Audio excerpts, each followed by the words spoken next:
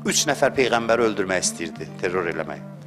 Həzrət Peyğəmbər Həzrət Əli əleyhissalamı göndərdi, dedi, get 3 nəfər gəlir mənə suiqəst eləsin, get onlarla vuruş necə? Ged onları tərk silah eləməyə müqavimət göstərəcəklər. Müqavimət göstərsələr vuruş. Amma filan əlamətdə olan adama dəymə. O biriləri öldürsən də öldür, terrorçudular. Neynəsən elə? Amma o bir nəfərə dəymə. Onu gətir mənim yanıma. Həzrət Əleyhisselam gedir, vuruşur, ikisini tərk silah eləyir, müqavimət göstərirlər, öldürür. Biri ilə vuruşur, biri hiss edir ki, bunu öldürmək istəmir. Silahını alır, deyir, məni də öldür. Mənim dostlarımı öldürmüsən, məni də öldür. Deyir, yox. Peyğəmbərimiz buyurub ki, gətirim onun yanına aparım səni. Gətirir Peyğəmbərin yanına, o da əsəbi girir ki, mənim dostlarımı öldürdü, məni də öldürsün. Niyə?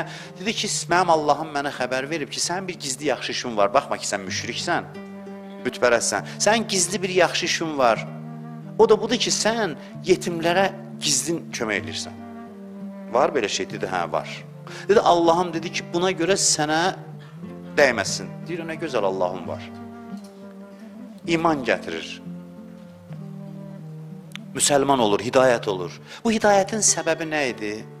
Bu hidayətin səbəbi gizli yaxşılıq idi. Bir dənə, bəzi adamlar var, günah içindədir. Amma görsən, ürəyində bir dənə gizli yaxşılığı var. Allah onu üzə çıxardır, hidayət eləyir. Hürrüdür deyə, Hür Yezid qoşununacan getmişdi. Amma içində ədəb var idi. Dedi, mən xanım Zəhraya hörmət edirəm. Bu gizli yaxşılıq vardı onun içində, özündən də gizli idi. Üzə çıxdı, tamam taleyini dəyişdi. Gizli yaxşılıqlar əlimizdən tutur, bizi dəyişir, bizi hidayət eləyir, bizi düz yola yönəldir.